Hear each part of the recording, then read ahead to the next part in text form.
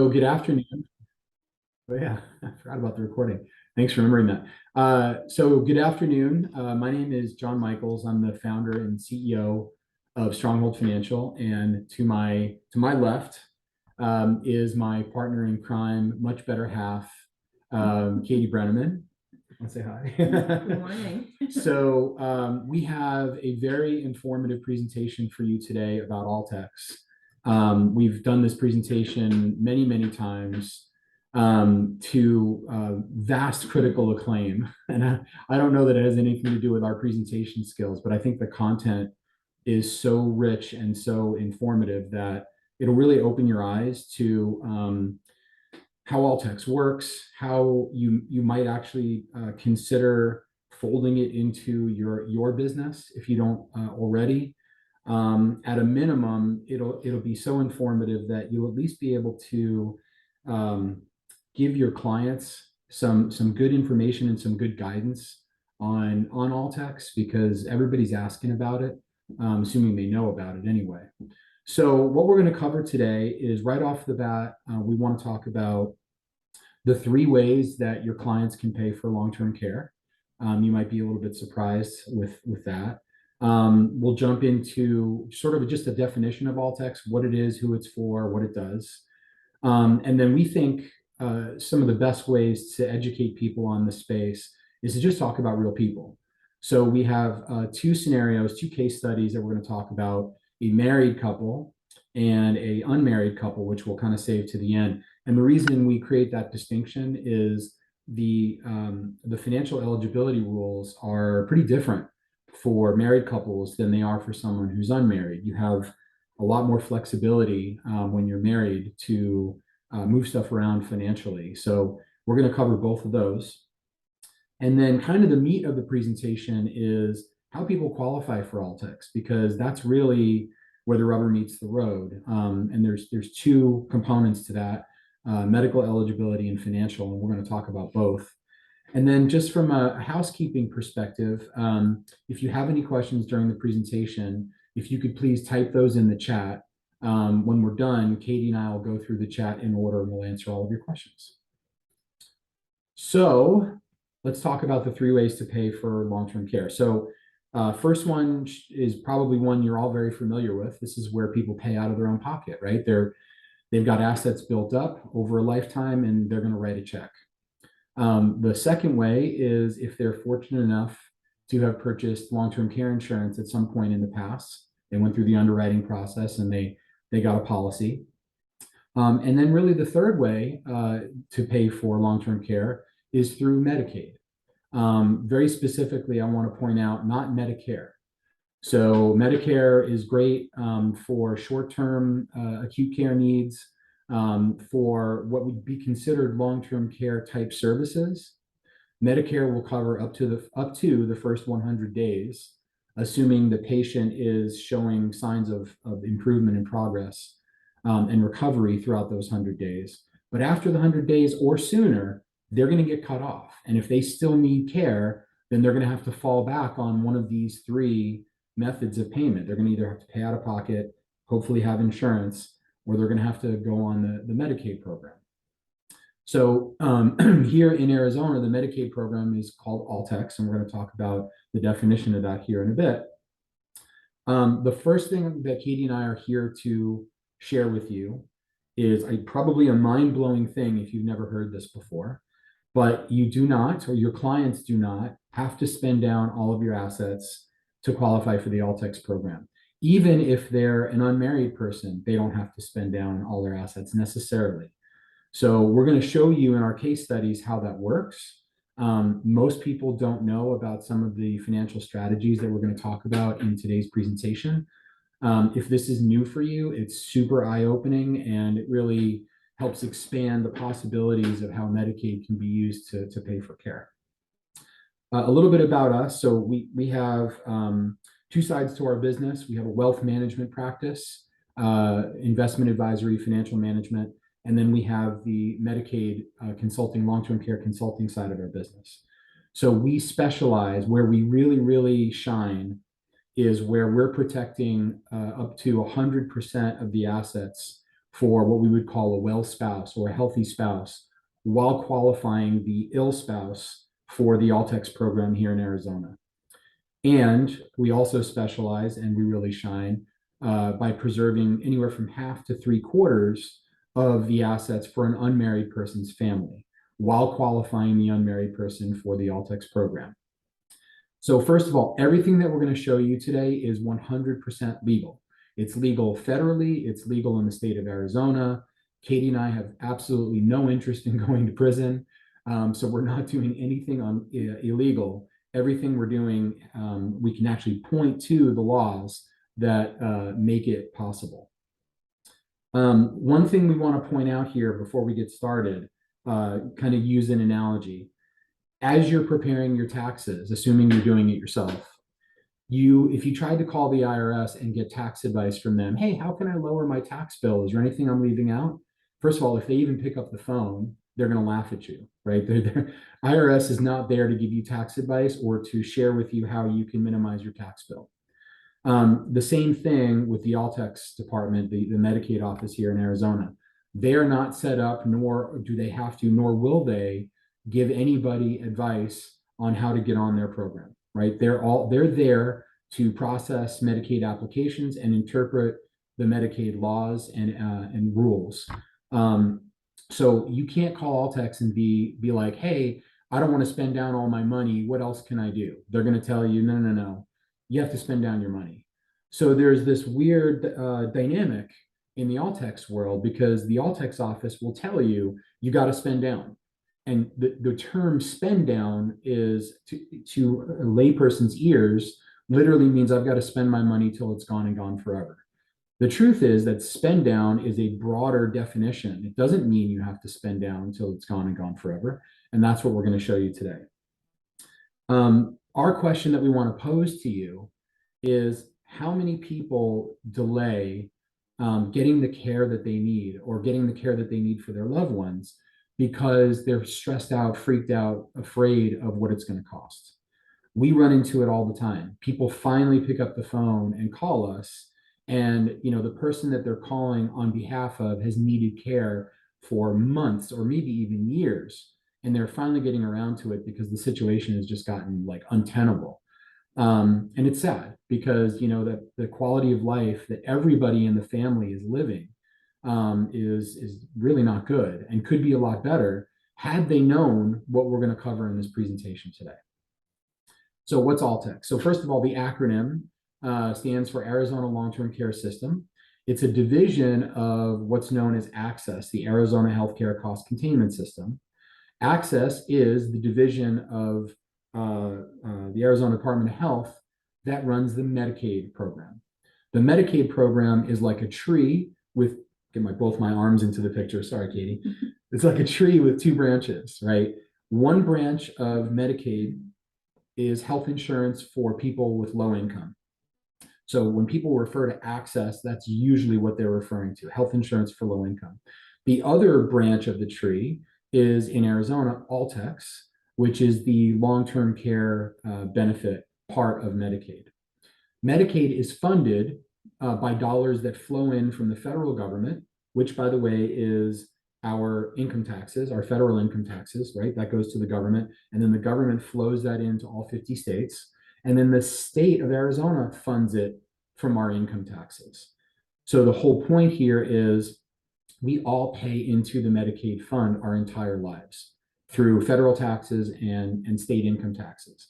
We bring this up because a lot of people say, I don't want to be a burden on society. I don't want to be a ward of the state, or whatever they would call it. We try to help people get over that mental block, because it's like, hey, you're entitled to this program, assuming you're eligible for it, and you paid into it your whole life. The analogy that we use is, would you turn your back on your Social Security check because you don't want to be a burden on society? Literally 0% of people would walk away from their Social Security check because they believe that they're entitled to it, right? They've paid into it their whole life, and they're like, I'll be darned if I don't collect my Social Security check. Well, you'll be darned if you don't get on ALTCS if you need it. You should think about it the same way. So the purpose of ALTCS, just from a real on the street perspective is to keep the elderly, to keep seniors, to keep people who need care out of the hospital due to chronic conditions that are going to diminish their ability to perform what we call the activities of daily living. You guys in home care, you know what the ADLs are. Here in Arizona, we have 7 of them, with grooming being kind of the one that's a little unique relative to the other 50 states. Not all 50 states have grooming. So really the question is, how well can a person perform these ADLs? How much assistance do they need with the ADLs? The more assistance they need, the more dependent they are. The more dependent they are, the more eligible they're going to be for the ALTCS program. Also, the more likely they're going to be to have an injury or get sick because they don't have the ability to care for these or take care of these things for themselves. Now think about this. If you fall and break a hip, or if you get a UTI, or you don't drink enough water and you end up going to the hospital, now the Medicare budget is paying for your care. And we're talking tens or hundreds of thousands of dollars because we all know how expensive the hospitals are. So think of ALTCS as almost a shield for the Medicare budget. It's like, hey, we're willing to pay a few $1,000s a month, to give somebody the care that they need so that they don't soak us for hundreds of thousands of dollars for, surgeries that could have been avoided, or, multiple overnight stays in the hospital. So let's talk about what ALTCS will cover, right? This is like, what does ALTCS do for people? So 2 things. One, if you're in a care community, assisted living, memory care, skilled nursing, first of all, the applicant's income is used for their share of costs first. So they are expected to pay, sometimes it's referred to as room and board. Share of cost, room and board are interchangeable. They do get to keep $126, and this is a ever-changing by a tiny little bit amount of money every year. And the 126 in the year 2022 is the amount that the applicant is allowed to keep for their personal needs. I call it socks and toothpaste money, because what is 126 bucks going to do? But that's how much you're allowed to keep each month from your income. Now, for married couples, you can shift from the applicant to the well spouse some percentage of income in order for the well spouse to be able to pay their bills. So if, especially in the case where the applicant is the bigger breadwinner, right, they're bringing in more income, some of that income can shift to the well spouse to cover electricity and phone and things like that. So ALTCS then pays after the share of cost is covered first, whatever the gap is between the person's income and their cost of care, their total cost of care, that gap is what ALTCS is going to pay for at a community at whatever the negotiated or contracted rate is. So just to give you an example of that, let's just say a community had a private pay cost of care of $6,200 a month, memory care, let's say. Let's say the applicant's income was $1,500 a month. That's it. They're just getting Social Security. The resident gets to keep $126 of the $1,500, right? Set that aside, leaving $1,374 that they're expected to pay for their room and board or share of costs of that $6,200.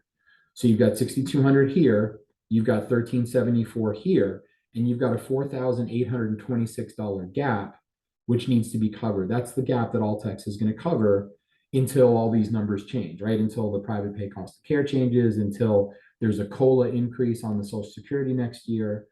But if we just freeze it in time, that's almost a $58,000 benefit in this particular example. And this is a pretty typical example. I mean, 58 grand is actually, it's almost on the low end for a lot of cases that we see.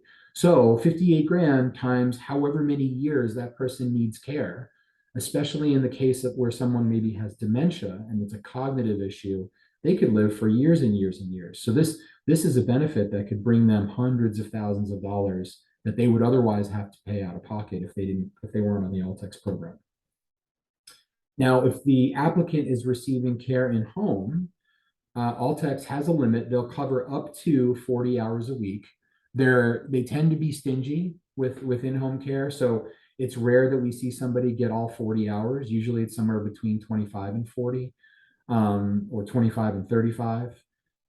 We believe that the average private pay rate for in-home care these days is around $33 an hour. Maybe it's higher by now, but that's the last time we edited this presentation. That was the amount that we used. So the out-of-pocket cost reduced by ALTCS would be somewhere in the neighborhood of $68,640 a year at a $33 an hour pay rate at 40 hours a week. What's interesting, and you guys might know this, a family member can get certified to be the ALTCS caregiver, and they can be the one to receive the ALTCS payment. So we see this sometimes where there's, a spouse or a child who's at home caring for their loved one. Why not put that loved one on ALTCS and then get the caregiver certified so that they can be the one to get paid to do it. So I'm going to stop talking and I'm going to turn this over to the lovely Katie to talk about our first case study. Okay. So these are some real live clients of ours, Sam and Yvonne. Yvonne has dementia and unfortunately needed to move into a memory care community. She'd been living at home with her husband, Sam, with dementia for 4 years already. And it just got to a point where, for behavioral reasons, it was no longer safe for her to be at home with him. And he really needed the mental break as well. So Yvonne's Social Security is about $700 a month. Her cost of care at the community is $6,200 a month. And so Sam and Yvonne's total counted assets are just under $700,000. So we're not counting the value of their home that they own in full, not the car that they own. We're looking at, bank account balances. Sam has some retirement accounts. He has some crypto. He has some life insurance policies that have cash value. All of that totaled up is $692,000 and some change. So the gap between Yvonne's income and her cost of care is $5,500 a month. So today that totals up to $66,000 a year that needs to be spent out of their assets, that $692,000 pot, to help cover the cost of Yvonne's care. And Sam spoke with the memory care community before she moved in, just to get a sense of what kind of annual increase should I expect. And they told him about 5%, which is what we typically see with our clients. So Sam actually made a spreadsheet and did the math for us. And he said, I'm terrified because 10 years from now, that $66,000 a year gap today is going to be over $111,000 of gap between Yvonne's income and cost of care. Yvonne's only 61 years old right now. She has dementia, but she's physically healthy. Sam's only 65 years old right now. So he's physically healthy. He's saying, what happens if 10 years from now, she's still alive and in memory care and I'm 75, hopefully I'm still healthy at that point. How am I going to afford to live? What if I need long-term care at some point also? I'm going to blow through our $700,000 of assets in a situation like that. And where's that going to leave me? So Sam actually called the ALTCS office before calling our firm and having a conversation. And this is exactly what they told him.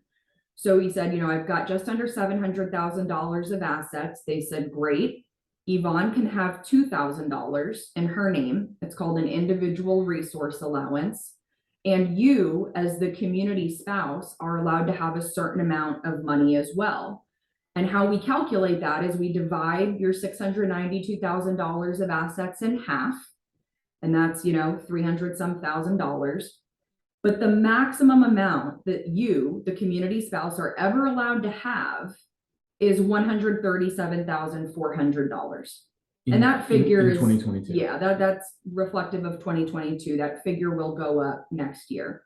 But in 2022, $137,400 is the maximum allowed community spouse resource allowance. So Sam can't have any more than that figure in order for Yvonne to be approved for the ALTCS program.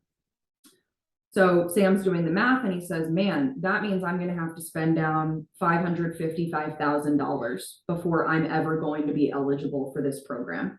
And he was prepared to do it. It's what's best for his wife. It's what's best for him. It was just a financially terrifying prospect. And luckily the memory care community knew us and knew to refer him to someone that could give him an alternative.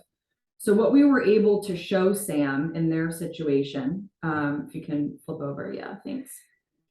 I want to pause here for a second and just stress that this is the solution that was appropriate for Sam and Yvonne. This is a solution. This is not the solution by any means. This is not the right fit for a number of clients that we've worked with over the years. So it's really important that people understand that there are a large variety of possible ways of protecting assets for the healthy spouse in a married couple.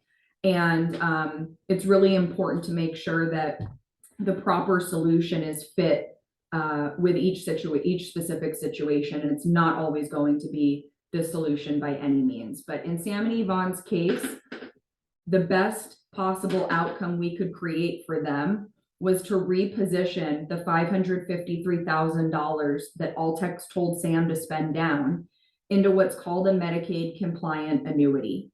A Medicaid compliant annuity is a very niche type of annuity solution. It is not the type of annuity that most people have in mind when they hear of an annuity, or maybe they've had personal experience with an annuity in the past or currently.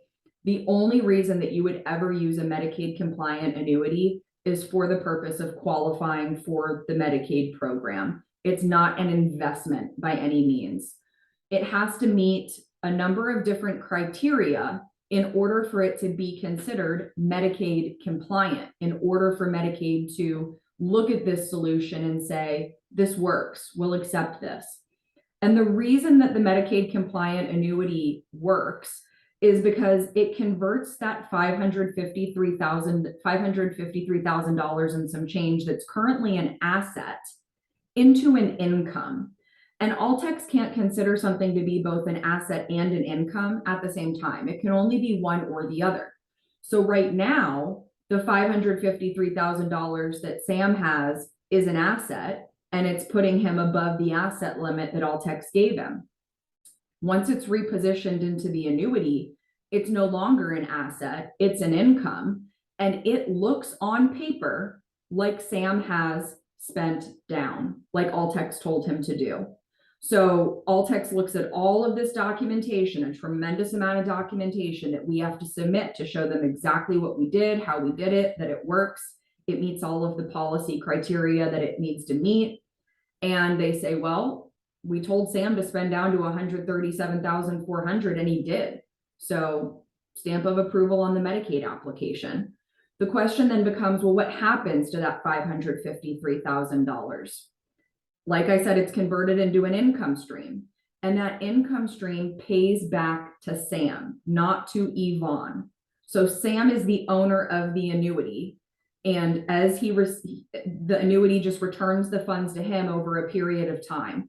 We always want the annuity to return the funds to Sam as quickly as possible. How quickly the funds can be returned varies in everyone's individual situation. In some cases, we've been able to return the funds in as short as just a few months, like 6 months maybe. In Sam's case, we can't return $553,000 in 6 months because it could create financial eligibility problems through the application process. So in their case, we had to structure it in a way where it was returning a little over $12,000 a month to Sam for a total of about 45 months, meaning at the end of 45 months, Sam has his full $553,000 back in his possession, plus a little bit of interest. And as he's getting these annuity payments back month after month, Sam can do whatever he wants with that money as long as he keeps it in accounts in his name only. So he's putting it back into the cash value of his life insurance policies. He's giving it back to his financial advisor to reinvest in the market the way that he was doing prior to implementing this plan with us. Sam could literally win the lottery the day after Yvonne's approved for ALTCS. And as long as he puts his $300 million of winnings into a bank account in his name only, Yvonne's ALTCS benefits are not disrupted, believe it or not. So that's why this works. This approach works. And bottom line is it prevents Sam from having to spend down the full $553,000 rather than spending it. He protects 100% of that for himself over the next 3.5 years, 3.75 years. John's got a good comparison on this. Yeah. So, when we talk to clients about this particular strategy, I like to use, picture analogy. So, the choice on the left from before is, private pay, right? Spend all your assets until they're gone and gone forever. So I call that the bucket, because you're putting your money in a bucket, you're opening up the window of your car, you're throwing the money out of your car, and it's gone, right? Like somebody's going to pick up that money. It isn't going to be yours anymore. So that's the bucket. In this case, the Medicaid compliant annuity, I call that the boomerang, because you're taking that money, the same amount of money you put in the bucket, you tape it to a boomerang, open up your window, chuck it, and over time it comes back to you so that you're made whole. So, our comment to Sam and Yvonne back when we were doing this is, which one makes more sense for you? The bucket where the money's gone and gone forever, or the boomerang where it goes out and comes back? And when you use analogies like that, the light bulb goes on and people are like, oh, I totally get it. Obviously the boomerang makes more sense. So the overall solution, the value that it provided Sam and Yvonne in their specific situation, let's just recap. The private pay rate at the community is $6,200 a month. Yvonne's out-of-pocket cost is $574 a month once on ALTCS. So that's her room and board payment. That means that there's a $5,626 a month savings from Sam and Yvonne's perspective. That's over $67,000 a year of total value that the ALTCS program is bringing Sam and Yvonne. And again, looking at the bigger picture, because of Yvonne's relatively young age and physical health, looking at what that number looks like over the next decade, ALTCS would be bringing over $1 million of total value to Sam over the next 10 years, looking at $67,000 a year today with an inflation estimate. So hearing numbers like this and scenarios like this, I mean, these are real people. And in the past, I know that there's been, a lot of you have probably thought someone like Sam doesn't need ALTCS. He has assets. He can afford to private pay for Yvonne's care. So not only does he not need ALTCS, but he'll never qualify for it. And hopefully this is eye-opening that, $1 million is not necessarily going to cut it depending on the person's situation. There are a lot of people out there like Sam and Yvonne. I don't know about you guys, but we see our average client age trending downwards. Our clients are getting sick younger and they're needing care for longer. Well, Yvonne's 61, so. And she's had dementia since she was 57. Yeah. Unfortunately. It's terrible. Yeah. We see it more and more. Yeah. So what used to seem like an automatic disqualifier for ALTCS is no longer the case. Not only can we protect assets for the healthy spouse, but in a lot of situations, it is life-changing. It is very much needed for the healthy spouse to have a solution like this shared with them. So I wanted to talk about this situation in the context of home care, because I know that we probably have a number of you attending live today or catching the recording later that represent home care agencies.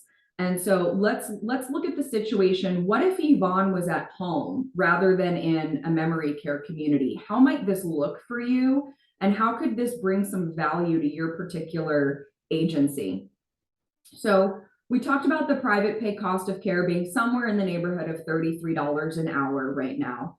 And if Yvonne needed 30 hours a week of care, let's say, then that comes out to $990 a week, or a little over $51,000 a year of total in-home care. Now, we all know that ALTCS is not paying the home care company. The reimbursement rate is not $33 an hour. I hear from a number of home care companies that it's typically somewhere in the neighborhood of $21 an hour. So that's the figure that we ran through these numbers on. So If the home care company is getting paid $21 an hour by the ALTCS program contractor for 30 hours a week, that's 630 hours. I'm sorry, that's $630 a week that the home care company is being paid for that ALTCS recipient. That leaves a $360 a week shortfall between the private pay rate and the ALTCS reimbursement rate. So we totally understand from your perspective how it's challenging to have your clients on ALTCS, because if you take $360 a week multiplied out over the course of a year, several years across your entire client base, you can't make the books work. We totally get that. What we have been doing a lot of education with home care agencies on over the past year is this is not the traditional ALTCS situation where the person is already spent down and doesn't have assets remaining. In a situation like that, they don't have assets to cover the gap between the ALTCS reimbursement rate and the private pay rate. But when we're protecting assets for a healthy spouse, or we're protecting assets for the adult children and preventing someone from having to spend down all of their assets to qualify for the ALTCS program, those protected assets are able to cover the gap between the ALTCS reimbursement rate and the private pay rate. And there's nothing in any of the contracts that you have with the program contractors, in the ALTCS policy, in CMS guidelines, nothing that says that can't happen. The ALTCS customer cannot private pay the gap. They cannot contribute, but the healthy spouse or the adult children by all means can cover the gap between their loved ones' private pay rate for you guys and the ALTCS reimbursement rate in order to make you guys whole on the private pay rate for the hours that you need. So what does this look like from Sam's perspective? What value would that bring Sam? Well, if ALTCS was covering $21 an hour for 30 hours a week, that reduces his home care expenses by 60%. He's now only covering the $12 an hour gap between the $21 an hour ALTCS reimbursement rate and the $33 an hour private pay rate. So from Sam's perspective, this solution brings him over $30,000 a year of value. Today's dollars. We obviously don't know what inflation is going to look like going forward. Right. And out of pocket, that $360 I was just calculating on my phone is just under $19,000 for the year. So he's paying $19,000 versus $55,000 or whatever it was, right? Right. Yeah. Okay. On your end, how many times a day do you guys get phone calls from potential new clients that are interested in home care services, and they hear the current hourly rate and they say, I can't afford $33 an hour, and you guys just have to hang up the phone. You have to end the conversation because they can't afford it and you don't have a solution for that. With the home care agencies that we work with, we hear it happens every single day. Sometimes people say, I had to turn 4 people away today because they can't afford that rate. Those people aren't calling you expecting free home care, right? They know they have to pay something. They just can't afford $33 an hour. If you were able to tell those individuals, well, could you afford $12 an hour? I'm sure some people have unrealistic expectations, but I can't imagine anyone's calling thinking that home care is going to cost them less than $12 an hour in today's day and age. So how many more conversations would that allow you to potentially convert to new clients for your home care company? On the back end of things, your clients are spending down at a 60% slower rate. If we just looked at Sam and Yvonne's situation and used that. So even if you looked at your existing clients that have already said yes to $33 an hour or whatever that rate is, they're already hiring your agency on an ongoing basis. If you can slow the bleeding, right? If they can spend down at a lesser rate, then it's going to take them longer to run out of assets, which means you're going to get to receive the full private pay rate for a longer period of time, which means the total lifetime value of your clients increases. across your entire client roster, assuming they were all on ALTCS. Right. Yeah. So if at some point your clients literally spend down and have nothing left, then I would imagine you're left with two choices. You're either just getting the $21 an hour ALTCS reimbursement rate for that client at that point, or you have to say, I can't even hire a caregiver. This would cost me money. And so I unfortunately have to release you as a client. I can't help you going forward because I just can't make that math work. I'm taking a loss. And I would imagine that neither of those outcomes are ideal for your agency. So if we're able to extend out the length of time that you're able to get the full private pay rate, then it's a win financially for your company as well. Awesome. Okay, so let's get into ALTCS qualification. As I mentioned earlier, there's two main eligibility components, and then there's kind of nuances in each, but you have medical and you have financial. We typically want to see somebody get medically eligible before we start going through the process of messing with their finances. Because so, you know, we kind of look at it in serial fashion, medical before financial. And so we have a pre-screen specialist on our staff who used to work at ALTCS. She's a pre-screen clinician at ALTCS. Now she's with us. And we run all of our clients through her to make sure that she thinks that they are going to be medically eligible. So we're going to talk about medical eligibility at a high level and take a look at that. And then we're going to look at financial eligibility and kind of all the subcomponents of that. So first of all, the ALTCS applicant has to go through a process called the pre-authorization screening, or the PASS. So basically you have to pass the PASS. So you have to be approved from the PASS. The PASS considers how much a person needs help with the activities of daily living, whether they're incontinent, whether they have any major medical diagnoses like, you know, Alzheimer's, dementia, if they're in need of oxygen, if they're paralyzed, things like that.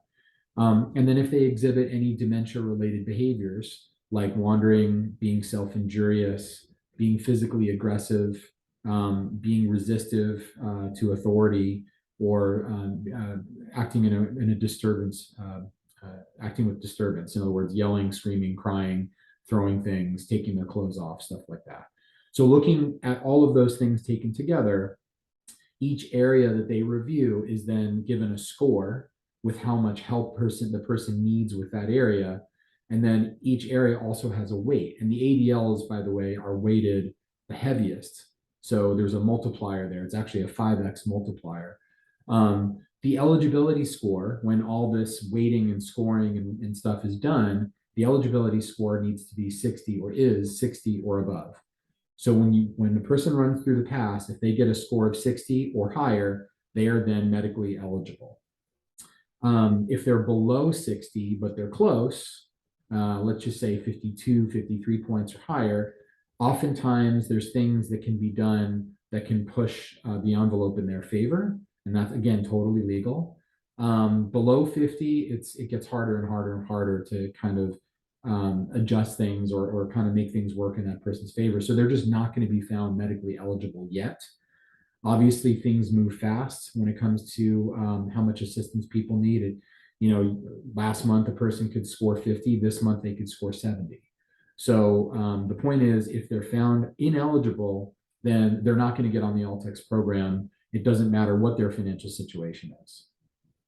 The purpose of the PASS is to make sure that the people that are coming into the ALTCS program, and this is kind of an old school definition, but it's theirs, require a nursing facility level of care. Another way to think of that is they need pretty much a hands-on level of care for them to manage their lives.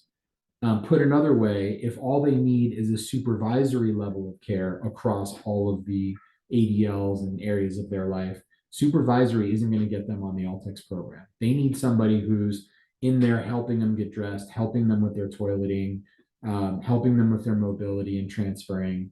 So to the extent that the applicant needs more and more hands-on help, they're going to score higher and higher points on the PASS and be more likely to be found medically eligible.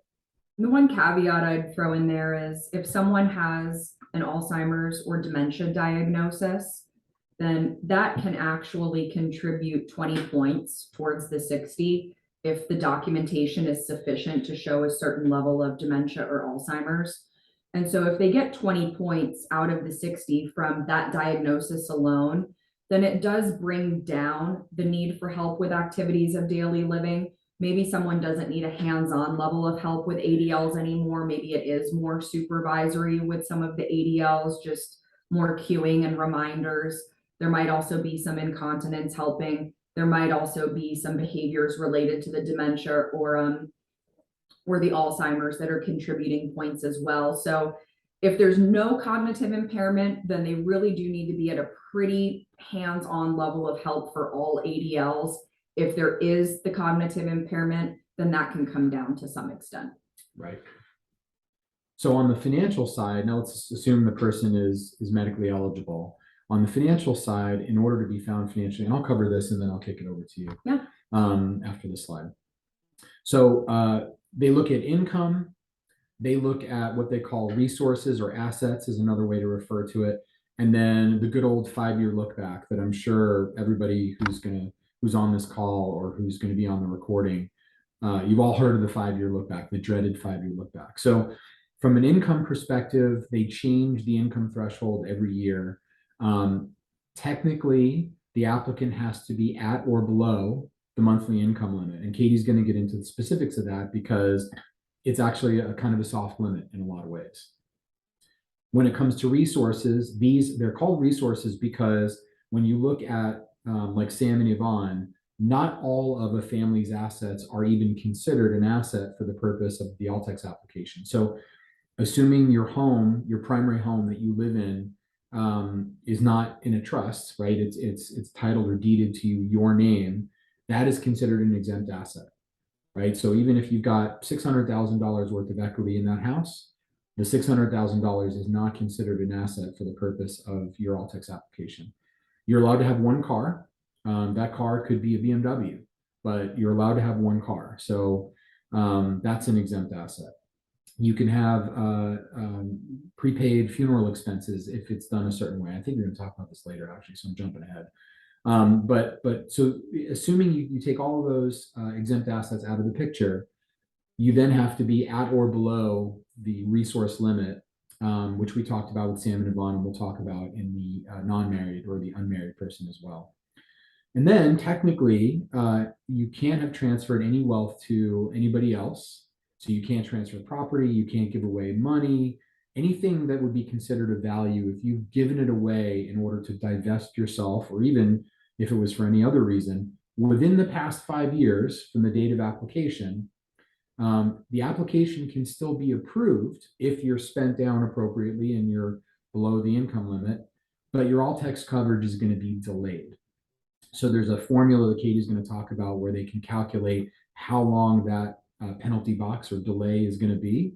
But it gets really, really crazy when, people give their house away to their kids while they're still alive or situations like that. We've had clients that have been scammed where, literally somebody in, Russia scammed them for $200,000 and ALTCS looked at that, believe it or not, as a transfer of wealth, and they were penalized for getting on the ALTCS program. So it's pretty strict. There are, however, things that can be done to kind of soften the blow of the penalty, and Katie will talk about that stuff. So I'll turn it over to you. Yeah, just you really hit the most of it, or the majority of it. So the way that the penalty works out is, again, this figure changes annually, but in 2022, it's for every $8,030 that was given away to someone else in the 5 years prior to applying for ALTCS. It's a 1-month delay in coverage.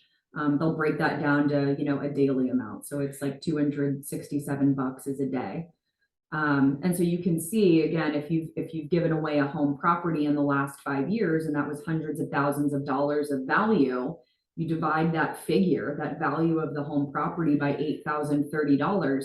I mean, you could have years and years and years of a delay in ALTCS coverage starting. So anytime it's important to an individual or a married couple to protect assets for the estate after they're gone, protect a home property for the children, keep it in the family, it's imperative that they work with a professional that has experience in this space rather than trying to navigate that themselves. Because if they do it the wrong way, they can end up in a really uncomfortable financial position down the road if it comes time to needing long-term care in the ALTCS program. Yeah, and I just want to chime in with something that I think is pretty relevant. So remember the 5-year look back. As soon as that 5-year look back is over, anything that any transfer of wealth that happened prior to or older than, right, the 5-year look back isn't considered. So, any scams or transfer of property or wealth, what we see is, somebody goes to the hospital and the case manager from the hospital is about ready to discharge that person into a SNF, let's say, or a rehab facility. And they think they're doing the client or the patient a favor by starting the ALTCS application for that person. But they don't have time, nor do they really feel like digging into that person's finances. So they don't ask the question, hey, have you given away any money in the past 5 years? Or maybe the person isn't even well enough to be able to answer the question. So think about this. You gave your house away 58 months ago, right? So two months more, and the 5-year look back is like over with. So 58 months ago, you gave your house to your kids, and now you broke your hip, you're in a hospital, you're getting ready to go to rehab. The case manager starts the ALTCS application for you, thinking they're doing something good, when in fact now you've instantiated a massive penalty because giving away the house falls within that 5-year window. Had they just waited 2 months to start the application, or had they called us instead, we would have dug in and found out we shouldn't do the application until this house transfer falls off, and then there's no penalty at all. So just kind of wanted to make you guys aware that this stuff happens all the time, and it's pretty crazy. So like John mentioned, whether the applicant's married or unmarried is going to make a huge difference in what financial eligibility looks like for them. We're going to run through unmarried first because it's more simplistic. So from an income standpoint, the applicant needs to be at or below $2,523 a month of income. Again, that figure is for this year. It'll go up every year for inflation, since Social Security has a cost of living adjustment, pensions sometimes do. So that figure typically keeps pace with those cost of living increases. I want to point out that's a gross figure. So that's before Medicare premiums are withheld from Social Security. That's before taxes or health insurance premiums might be withheld from a pension. It has to be the gross figure that you're looking at. Some income is exempt, like veterans aid and attendance benefits, for example. That is not a counted income source. So it's really important to make sure that you're familiar with what's counted, what's not counted income, and is it gross that we're looking at. For an unmarried applicant, they cannot exceed more than $2,000 of counted assets. Like John mentioned, a primary residence is typically exempt. There are some situations where part or all of the equity is not. One car is exempt. Prepaid funeral expenses are exempt if they're handled properly. So really it's anything outside of these types of assets. It's bank account balances, it's retirement accounts, it's cash value of life insurance, it's annuities with cash value, stocks, bonds, mutual funds, CDs, multiple properties, multiple vehicles, timeshares, believe it or not. Anything outside of these items up here on the screen are pretty much going to be a counted resource in Arizona. If the unmarried applicant has more than $2,523 a month of gross income, that is okay. There is a solution for them. That person could still need ALTCS, because if they have a $6,000 a month cost of care and they have $1,000 in the bank, and they have $3,000 a month of income, they don't have any way of covering that gap between the monthly cost of care and their income. That person still has a need for the ALTCS program. So there's something called a Miller Trust. It's also known as an income-only trust. And that can be used to address the fact that someone's over the income limit, and they can still be found financially eligible if the trust is worded properly, if the trust owned bank account is opened properly, if it is funded properly, if disbursements are made from it properly. So there's a lot of detail that goes into making sure that that's all handled properly. One thing that I like to point out, because we hear all the time, oh, you guys can protect assets, you're probably using a Miller Trust, right? No, a Miller Trust can never have assets put into it. If a Miller Trust has assets put into it, that application's being denied. So if someone has too many assets for ALTCS, a Miller Trust is never the solution. The Miller Trust is only a solution when someone's income exceeds the ALTCS monthly income cap. On the asset side of things, if an unmarried person has more than $2,000, they have a number of choices. And again, we don't implement cookie cutter plans, so everyone's situation is different. But just some things that we've done in the past with clients who were unmarried and had more than $2,000, if they only have a little more than $2,000, $10,000, then we might do just some kind of spend down. Maybe they're hiring our firm, maybe they're putting some prepaid funeral plans in place. Maybe they had a debt to pay off, whatever the case may be. If they have more than $10,000 in spendable assets, then we can do some kind of gifting strategy. Sometimes it's referred to as half a loaf. So if you ever hear that term thrown around, it's a reference to a gifting strategy that protects assets for the kids or some other loved one. So typically for an unmarried person, we can protect somewhere between 50 to 75% of the assets for someone and qualify them for the ALTCS program at the same time. And so we'll walk through in a few minutes an example of what that might look like. We can get really creative in certain situations. We had one situation years ago that called for purchasing a number of properties, residential properties, titling them inside of an LLC and renting them out. So we've now created a business with income, rental income inside of an LLC. This is now business income. And again, ALTCS can't treat something as both an asset and an income at the same time. So we took almost $1 million of assets and turned it into this business of rental properties generating rental income. And that was a really unique situation and why that made sense for that person and that family. But it just shows you how outside the box you can get if you approach all of this properly. In certain situations, we might utilize a special treatment trust. A lot of criteria need to be met for that to be the right solution for someone as well. But that's a possibility too. All right, so now we're going to talk about somebody who's married. So for a married applicant, the applicant themselves needs to be at or below $2,523 a month of gross income. If they are, great, they're income eligible. We don't need to look at the healthy spouse's income to determine income eligibility. If the applicant's income exceeds $2,523, then ALTCS says, well, let's go look at the other spouse's income. Double $2,523 a month, that comes out to $5,046 a month.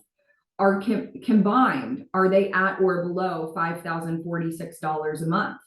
If so, great, the applicant's income eligible. If not, we need to revert to the Miller Trust in order to get the applicant income eligible. So for a married couple, we do have an additional way we can look at income eligibility that can really work in the applicant's favor a lot of times. On the resource side of things, the applicant still needs to be at or below $2,000 of total counted assets. And then we talked about earlier how the spouse, the healthy spouse, is referred to as the community spouse. And they're allowed to have a community spouse resource allowance. It's called a CSRA for short. And that figure is going to vary based on that particular married couple's counted asset base. But we're going to take all the combined assets. It doesn't matter how they're titled. If they're legally married, we look at both, even if they're just in one spouse's name or just the other spouse's name, it all matters. We total it all up and we divide it by 2. The figure will never be less than $27,480 this year. So if it is, then they just automatically default to the CSRA being $27,480. On the flip side, that figure is never going to be more than $137,400 this year. So when we total everything up and divide it by 2, if it's more than $137,400, then the healthy spouse just caps out at $137,400 for their CSRA. We talked about how we can use the Miller Trust strategy if needed for a married couple who's over income. And then on the asset side of things, if they're over the asset limit, again, a number of strategies. We walked through the Medicaid compliant annuity strategy. We could still use the same LLC and property acquisition strategy that we used with the unmarried individual. That could work with a married couple in certain situations. There are times that we've utilized a reverse mortgage in order to protect assets for a healthy spouse. At times, they've already had the reverse mortgage in place, and at other times, they haven't. And we've actually recommended that they implement a reverse mortgage with a reverse mortgage specialist as part of the asset protection plan that we could implement. So it could either already exist or it could be obtained. There are times where we've been able to use a revocable living trust with the home property in order to achieve financial eligibility. Only works in certain situations, but it's a really cool, creative way to do it when we can make the numbers work. Bottom line is, cookie cutter approaches are not appropriate ever. So, and unfortunately, some firms do implement them. Some firms will just go straight for the Medicaid compliant annuity strategy 100% of the time, which is not appropriate to do. So it's really important to make sure that you're referring clients, patients, residents to firms that are really analyzing each unique situation. So on the unmarried side of things, I'm going to walk you guys through a case study. This is a home care case study. So Judy was our client. She has dementia, lives at home with her daughter. Her daughter works full-time. And so Judy needs 40 hours a week of home care while her daughter's at work. She works outside the home. And then her daughter provides the remainder of the care above and beyond that. Judy's Social Security is $2,500 a month, and her cost of home care, 40 hours a week, $33 an hour, is $1,320 a week. Typically comes out to somewhere in the neighborhood of $5,720 a month. So Judy's been spending down her assets for the past several years on this cost of care. And Judy's daughter just recently sold Judy's house. For a number of reasons, it made sense for the home property to not be sold until recently. So home property was just recently sold, and $203,000 of cash came in after the mortgage was paid off on that home property. And it's always been important to Judy to leave a legacy behind for her 2 kids. Judy's 75 years old. She's physically healthy, just has the cognitive impairment that causes her to need help. And the gap between Judy's income and cost of care is $3,220 a month, which comes out to a little over $38,000 a year total. And this is good. Excuse me, this is going to increase. We use 5% a year as our inflation adjustment. I know the last couple of years, the home care cost has outpaced that. So who knows what it'll be going forward. But if we just use 5% as a conservative assumption, then 10 years from now, the gap between her income and cost of care is going to be over $62,000 a year, which means that Judy's going to be out of money in less than 5 years. She's going to have spent down all $203,000 of cash that came in from the proceeds of the sale of her home. So Judy's daughter approached our firm and said, what can we do here to help the situation? And we said, all right, well, if you go apply for ALTCS today, they're going to tell you that your mom can have $2,000 in the bank, and that's it. So they would tell you to spend down $201,000 and then come back and apply for the program. Until then, they're just going to decline your application. What we were able to do in this situation, and again, this is actually kind of a simplified version of this, just to not get into a lot of complex, complicated strategy that's challenging to explain in a relatively short period of time like we've got here together today. So again, just know that this is not the right way to do this for a lot of people. This is one way to accomplish this. gift $201,000 that ALTCS would say to spend down to Judy's children. When this gift is made, we're purposely incurring a penalty. We know that for every $8,030 that's given to Judy's children in the 5 years before we apply for ALTCS, it's a 1 month delay in her ALTCS coverage starting. So when we gift the $201,000 to her kids, we know right off the bat, we've created a 25-month delay in her ALTCS coverage starting. So for the next 25 months, her ALTCS application got approved, but the ALTCS long-term care coverage start date is 25 months down the road. So for 25 months, she's not on ALTCS from a long-term care standpoint. She's still private paying. So the gifted money to her children is used to cover the gap between Judy's income and her cost of care for that 25-month period of time. And that comes out to $80,500 total being used of the $201,000 gift, including some inflation assumptions. That means that the home care company for the next 25 months is getting the full $33 an hour private pay rate because Judy's ALTCS coverage hasn't even started yet. So it's the equivalent of if she hadn't ever even qualified for ALTCS from the home care company's perspective for the next 25 months. At the end of 25 months, there's going to be about $120,500 remaining of the $201,000 gift. So at that point in time, some things need to be assessed. Is it still appropriate for Judy to be at home? She's already starting to exhibit some behaviors. If those have increased, it might not be appropriate for her to be at home anymore, depending on the circumstances. So if not, then Judy can move into an assisted living home or community setting at that time. And we've protected 60% of that spend down figure for the family. So now Judy's paying her room and board payment to the assisted living home every month. You know, ALTCS is paying them the pre-negotiated rate as well. And there's 120 grand set off on the side that's earmarked for her 2 children after she's passed away. After 25 months, if it is still appropriate for Judy to be at home with her daughter, then there's $120,500 remaining that can cover the $12 an hour gap between the ALTCS reimbursement rate to the home care company and the private pay rate. So that money would last for almost 5 years.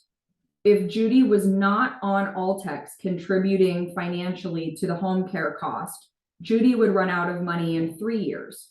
And at that point, the home care company would be stuck with just the ALTCS reimbursement rate or having to release Judy as a customer because they can't run a business on just the ALTCS rate, unfortunately. Some other things that can actually be done to make this an even better outcome is putting a rental agreement or a care contract in place with Judy's daughter so that Judy's income doesn't accumulate while she's at home over the next 25 months because she doesn't have a room and board payment when she's at home. If she's not in a community, she doesn't have that monthly out-of-pocket cost. And we don't want her income to accumulate and build up because if she has more than $2,000 in her account, then she's not going to be eligible for ALTCS at the end of the 25-month penalty period. So there are some things we can do where a rental agreement or a care contract could be put in place with Judy's daughter. So Judy's paying her daughter monthly for rent and for care rather than accumulating these funds. And those dollars could then be used to also supplement the $120,000 gifted account, meaning the home care could really continue indefinitely because 5 years from now, when the initial $120,000 gift has been spent down, there's this other chunk of money that's been being paid to Judy's daughter over that 5-year period that can continue to cover the $12 an hour gap between the ALTCS reimbursement rate and the private pay rate. So from the home care company's perspective, it's the best possible outcome because they're getting the private pay rate really in perpetuity. Awesome. So we're here at the end. Just wanted to summarize a couple of things. So first of all, I just want to reiterate something we said earlier. There isn't one right strategy. There isn't one cookie cutter approach. Every client situation is unique. And at least our firm looks at every single client situation as the unique situation that it is.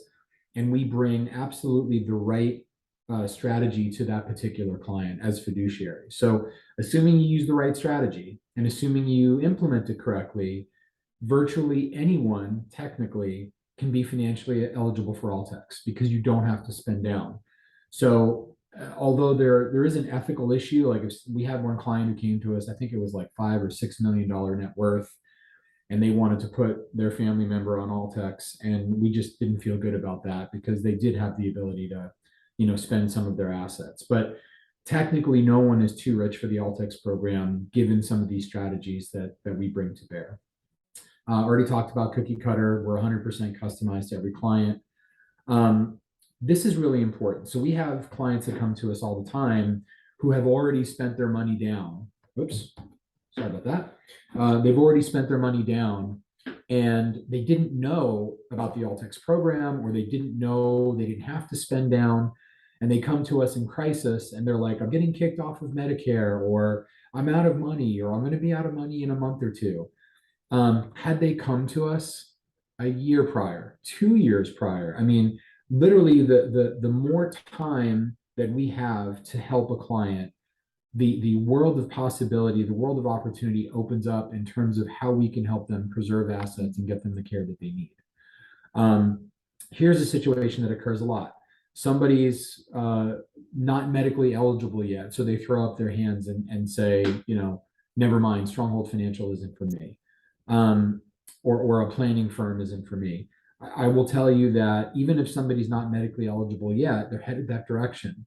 And again, the sooner that they can engage with us for planning, we call that pre-planning, the more that we can help them, the more options they'll have, the more elegant the solution is going to be.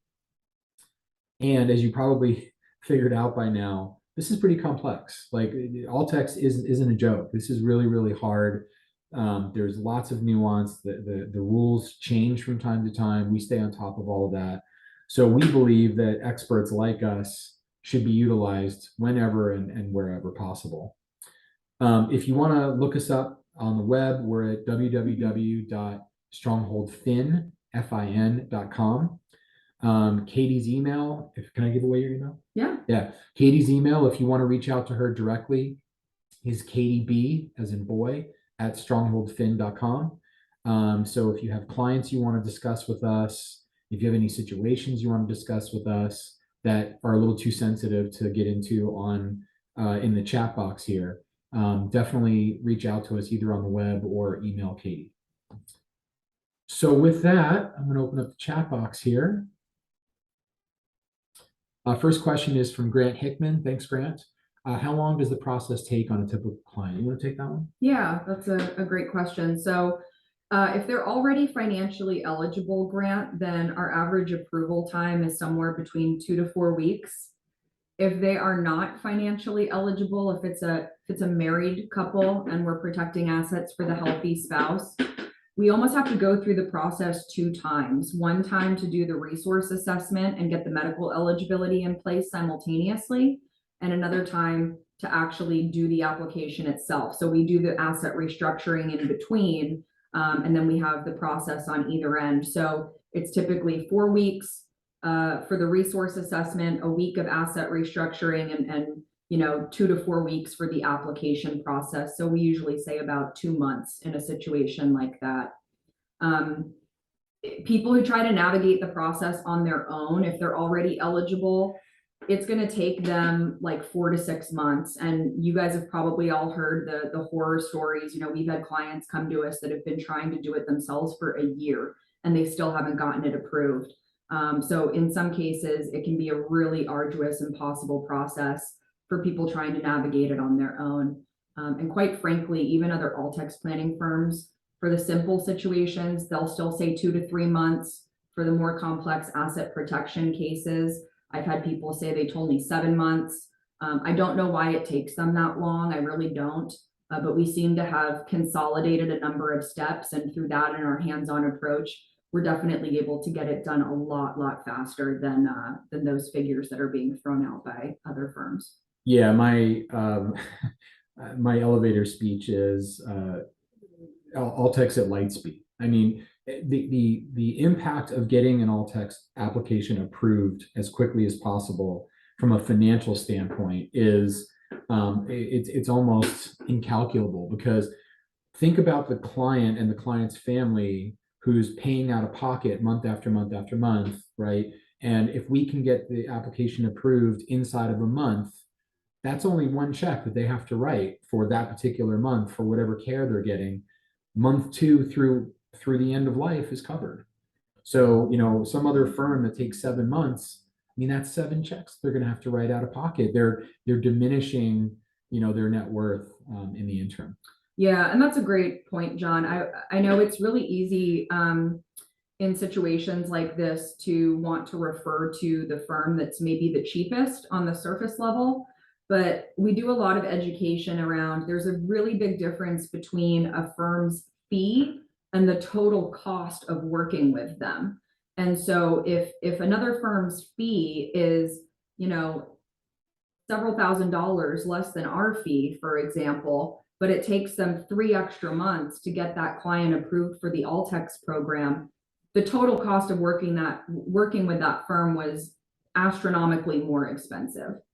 And so it's really important to factor that into everything as well, and make sure that you're referring clients to a firm that can get it done in a timely fashion, because time is money in this business. Very much so. All right, so Holly Randolph had a question. Does a single applicant mean the same thing as a widower? Yes, absolutely. So single means they were never married, they're divorced, or they're a widow or widower. So we just kind of categorize all those together as being single. Yeah. Daniel Stringer said, just want to say, fantastic presentation. That makes me smile. Thanks, Daniel.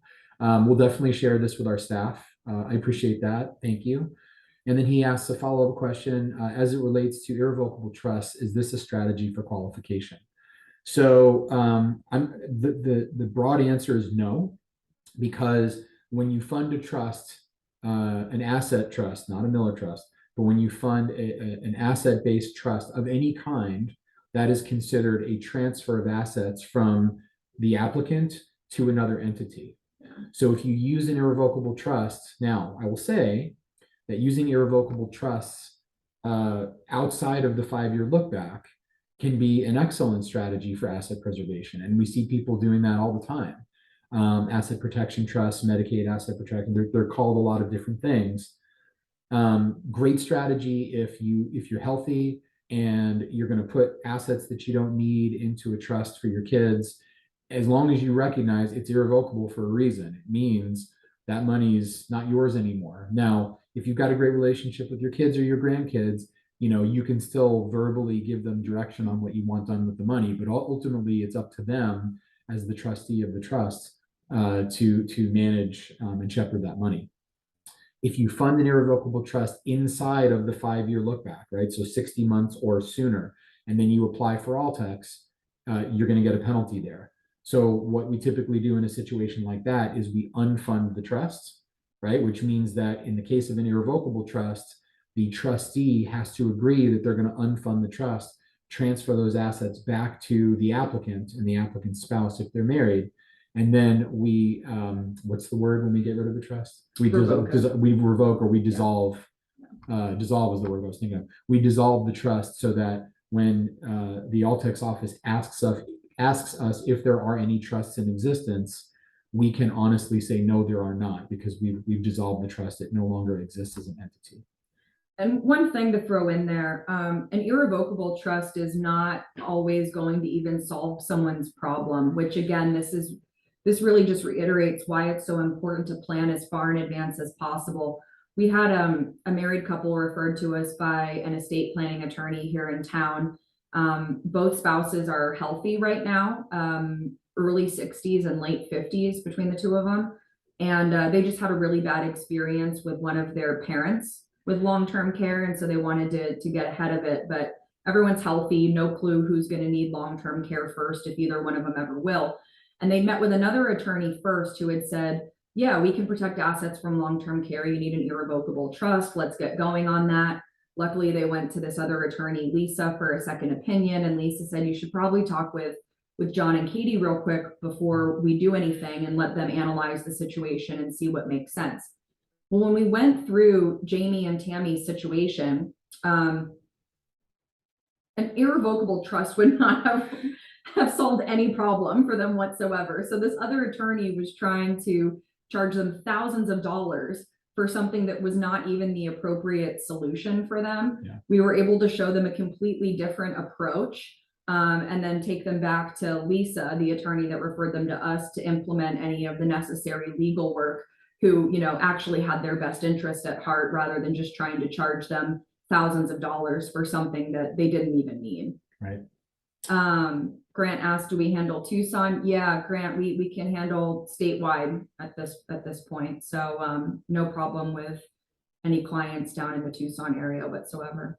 Yeah, the Medicaid policy is a statewide policy. There are some tiny subtle differences from county to county in terms of some of the math, but we're fully up to speed on all of that. So if you're down in Pinal County or Pima County or someplace other than Maricopa County, we got you. Anyone else? Yeah. Any other questions?